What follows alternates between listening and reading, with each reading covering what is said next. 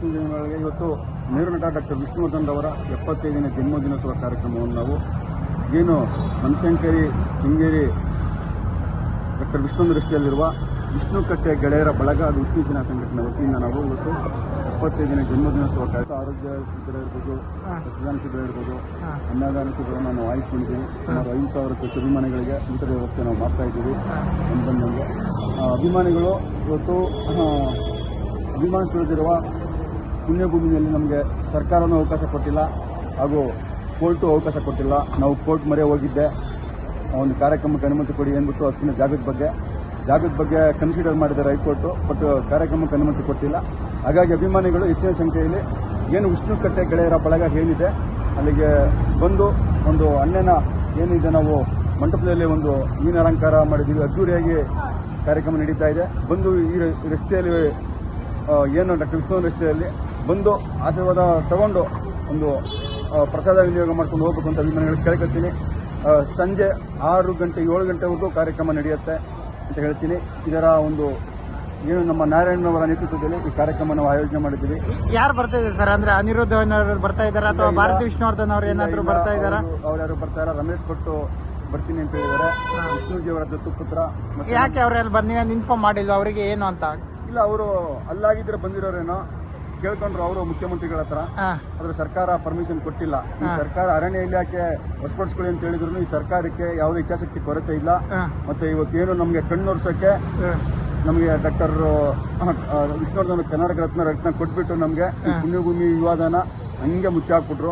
ಇವತ್ತು ಸಮಾಜ ಡಮಾಲಿಸ್ ಆದ್ರೂ ಅದಕ್ಕೆ ಒಂದು ಪೂಜೆ ಮಾಡಕ್ಕೆ ಅವಕಾಶ ಮಾಡ್ಬಿಟ್ಟಿದೆ ಸರ್ಕಾರ. ನಮಗೆ ಸರ್ಕಾರದ ಬಗ್ಗೆ ತುಂಬಾ ಬೇಸರ ವ್ಯಕ್ತಪಡಿಸ್ತಾರೆ. ಅಂದ್ರೆ 75ನೇ ಹುಟ್ಟುಹಬ್ಬನ ತುಂಬಾ ಗ್ರ್ಯಾಂಡ್ ಆಗಿ ಆಚರಣೆ ಮಾಡಬೇಕು ಹಾಗೇನೆ ಅಂತ ಹೇಳಿದ್ರಿ. ಒಂದು 10 ಗುಂಟೆ ಜಾಗನೂ ಕೊಡುತ್ತಾರೆ ಮನವಿ ಮಾಡಿದ್ರಿ ಅಂತ ಹೇಳಿದ್ರಿ. ಸರ್ ಬರ್ಕೊಟ್ಟಿದ್ದಾರೆ, ಆದೇಶ ಆಗಿರಲಿಲ್ಲ. ಈ ಬಾರಿ ಹುಟ್ಟುಹಬ್ಬಕ್ಕೆ ಅಲ್ಲೇ ಆಚರಿಸ್ತೀವಿ 10 ಗುಂಟೆ ಜಾಗದಲ್ಲಿ ಅಂತ ಇದ್ರು. ಬಟ್ ಅದಿನ್ನೂ ಆಗಿಲ್ದ ಏನ್ ಅನ್ಸುತ್ತೆ ಸರ್? ಕೋರ್ಟ್ ಮೊರೆ ಹೋಗಿದ್ದೀವಿ. ಕೋರ್ಟು ಈ ವಿಚಾರಣೆ ಬಗ್ಗೆ 7/11/2025 ಹೈಕೋರ್ಟ್ ಮುಂದೂಡಿದೆ. ನಮ್ಮ ವಿಷ್ಣು ಸೇನಾ ಸಂಘಟನೆ ಟ್ರಸ್ಟ್ ವತಿಯಿಂದ ನಾವು ಹೈಕೋರ್ಟ್ಗೆ ಅಭಿಮಾನ್ ಸ್ಟುಡಿಯೋ ಮಾಲೀಕರ ವಿರುದ್ಧ 3 ಕೇಸ್ಗಳನ್ನ ಫೈಲ್ ಮಾಡಿದ್ದೀವಿ.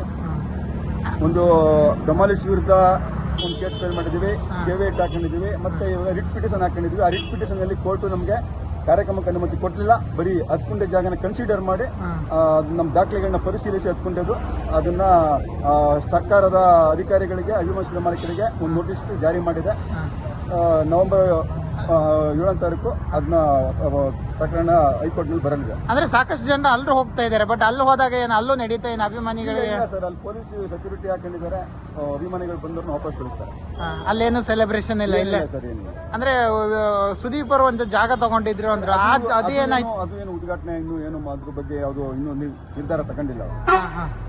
ಅಂದ್ರೆ ಮುಂದೆ ಏನು ಹೇಗೆ ಅಂತ ನೋಡೋಣ. ಈ ಮುಂದೆ ಏನು ತೀರ್ಮಾನ ತಗೊಳ್ತಾರೆ. ಒಟ್ಟಿನಲ್ಲಿ ಅವ್ರು ಮಾಡ್ತಾರೆ, ಅದ್ರ ಬಗ್ಗೆ ಮಾತಿಲ್ಲ. ಬಟ್ ಈ ಪುಣ್ಯಭೂಮಿಯ ಒಂದು ಏನು ಘಟನೆಗಳಾಯ್ತು ಆ ಘಟನೆಗಳಿಂದ ಅವರು ಮುಂದೂಡಿದ್ದಾರೆ. ಅಂದ್ರೆ 75ನೇ ಬಾರಿ ಹುಟ್ಟುಹಬ್ಬನ ತುಂಬಾ ಗ್ರ್ಯಾಂಡ್ ಆಗಿ ಮಾಡ್ಬೇಕಂತ ಸಾಕಷ್ಟು ಅಭಿಮಾನಿಗಳು ಕನಸು ಕಂಡ ಇದ್ರು. ಬಟ್ ಅದು ಏನು ಒಂದು ಜಾಗ ಇಲ್ದಾಗ ಅವರಿಗೆ ಒಂದ್ ಸ್ವಲ್ಪ ಬೇಜಾರಾಗುವಂತ ಸಂಗತಿ ಇಲ್ಲ. ಅಭಿಮಾನಿಗಳು ರಾಜ್ಯಾದ್ಯಂತ ಗಲ್ಲಿಗಳಲ್ಲಿ ಮಾಡ್ತಾ ಇದ್ದಾರೆ, ಅದ್ದೂರಿಯಾಗಿ ಮಾಡ್ತಾರೆ. ಅದ್ರ ಬಗ್ಗೆ ಪ್ರಶ್ನೆ ಇಲ್ಲ. ಬಟ್ ನಮ್ಗೆ ಮುಖ್ಯವಾದ ಅಂತ್ಯ ಸಂಸ್ಕಾರವಾದ ಜಾಗದಲ್ಲಿ ನಾವು ಕಾರ್ಯಕ್ರಮ ನಮ್ಮ ವಿಷ್ಣು ಸೇನಾ ಸಂಘಟನೆ ಟ್ರಸ್ಟ್ ಕೊಟ್ಟರೆ ಕಳೆದ 3 ವರ್ಷಗಳಿಂದ ಸರ್ಕಾರ ನಮ್ಗೆ ಅನುಮತಿ ಕೊಟ್ಟಿತ್ತು. ಈ ಬಾರಿ ಡಮಾಲಿಸ್ ಆಗಿದ್ರಿಂದ ಹೈಕೋರ್ಟ್ ಆದೇಶ ಇದ್ರಿಂದ ನಮ್ಮ ಟ್ರಸ್ಟ್ಗೆ ಸಂಘಟನೆಗೆ ಸರ್ಕಾರನೂ ಅವಕಾಶ ಮಾಡಿಕೊಟ್ಟಿಲ್ಲ, ಹೈಕೋರ್ಟ್ ಅವಕಾಶ ಮಾಡ್ತಾರೆ. ಅಂದ್ರೆ ಹೇಳ್ದೆ ಕೇಳದೆ ಡೆಮಾಲಿಶ್ ಮಾಡಿದ ಅವ್ರ ವಿರುದ್ಧ ಏನ್ ಕ್ರಮ ಕೈಗೊಂಡ್ರಿ ನೀವೆಲ್ಲ? ಅದಕ್ಕೆ ನಾನು ಪುನರ್ ಪರಿಶೀಲನಾ ಅರ್ಜಿ ಹಾಕಿದೀವಿ ಹೈಕೋರ್ಟ್ಗೆ. ಆ ಅರ್ಜಿ ಅದು ಮುಂದಿನ ತಿಂಗಳಲ್ಲಿ ಬರಲಿದೆ. ಆ ಡಮಾಲಿಶ್ ಮಾಡಿದ ಕ್ರಮ ಸರಿ ಇಲ್ಲ ಅಂತ ನಾವು ಇದು ಹೈಕೋರ್ಟ್ಗೆ ಮನವರಿಕೆ ಮಾಡಿಕೊಟ್ಟಿದ್ದೀವಿ. ಒಂದು ಕೇವಿಟ್ಟು ಏನು ಅರಣ್ಯ ಇಲಾಖೆ ನಮ್ಗೆ ವಶಪಡಿಸ್ಕೊಡ್ತೀವಿ ಅಂತ ಕಂದಾಯ ಇಲಾಖೆಗಳಿತ್ತು. ಆ ದಾಖಲೆಗಳು ತಗೊಂಡು ನಾವು ಹೈಕೋರ್ಟ್ಗೆ ಅರಣ್ಯ ಇಲಾಖೆ, ಕಂದಾಯ ಇಲಾಖೆ, ಅಭಿಮಾನಿಸುವ ಮಾಲೀಕರು ನಾವು ಸೇರ್ಕೊಂಡು ನಮ್ಮ ಟ್ರಸ್ಟ್ ಸಂಘಟನೆ ಕೇವೇಟ್ ಹಾಕೊಂಡಿದ್ವಿ. ಆ ಕೇವೇಟ್ ಎಲ್ರಿಗೂ ನೋಟಿಸ್ ಮಾಡಿದ್ದಾರೆ ಹೈಕೋರ್ಟ್. ಇನ್ನೊಂದು ಹಾಕೊಂಡಿದ್ವಿ ನಮ್ಮ ಕಾರ್ಯಕ್ರಮದ ಬಗ್ಗೆ ಒಂದು ಪ್ರೇಯರ್, 10 ಗುಂಟೆ ಬಗ್ಗೆ ಪ್ರೇಯರ್. ಕಾರ್ಯಕ್ರಮಕ್ಕೆ ಅನುಮತಿ ಕೊಟ್ಟಿಲ್ಲ ಕೋರ್ಟು. ಡಮಾಲಿಶ್ ಆರ್ಡರ್ ಆಗಿರೋದ್ರಿಂದ ಕೊಡಕ್ ಬರಲ್ಲ. ನೀವು 10 ಗುಂಟೆ ನಾವು ಕನ್ಸಿಡರ್ ಮಾಡ್ತೀವಿ. ಅದ್ರ ಬಗ್ಗೆ ನಾವು ಮುಂದಿನ ಏನು ಮಾಡಬೇಕು ಎಲ್ಲ ಇಲಾಖೆಗೂ ಅಭಿಮಾನಿಸುವ ಮಾಲೀಕರು ನೋಟಿಸ್ ಮಾಡಿದ್ದಾರೆ. ಓಕೆ, ಸಾಕಷ್ಟು ಅಭಿಮಾನಿಗಳಿಗೆ ಗೊತ್ತಿಲ್ಲ ಇಲ್ಲಿ ಬರ್ಬೇಕು ಅಂದ್ರೆ ಅಲ್ಲೇ ಹೋಗ್ತಿದ್ದಾರೆ. ಬಟ್ ಇಲ್ಲಿ ಬರ್ಬೇಕು ಅಂತ ಅಡ್ರೆಸ್ ಹೇಳೋದು ಕೆಲವು ಸಮಾಜ ಜಾತಿಯಲ್ಲಿ ಕೆಲವು ಮಾಧ್ಯಮಗಳಲ್ಲಿ ಹೇಳಿದ್ದೀವಿ ಬನ್ನಿ ಅಂತ. ಸ್ವಲ್ಪ ಅಭಿಮಾನಿಗಳಿಗೆ ಸ್ವಲ್ಪ ಗೊಂದಲ ಇದೆ. ಆದ್ರೂ ಮುಂದಿನ ದಿನಗಳು ಸರೋಗುತ್ತೆ. ಮುಂದಿನ ಏನು ಒಂದು 16ನೇ ಪುಣ್ಯಸ್ಮರಣೆ ಸರೋಗುತ್ತೆ. Okay sir, thank you. SSTV cinema ಜಗತ್ತಿನ ಕ್ಷಣ ಕ್ಷಣದ ಸುದ್ದಿಯೊಂದಿಗೆ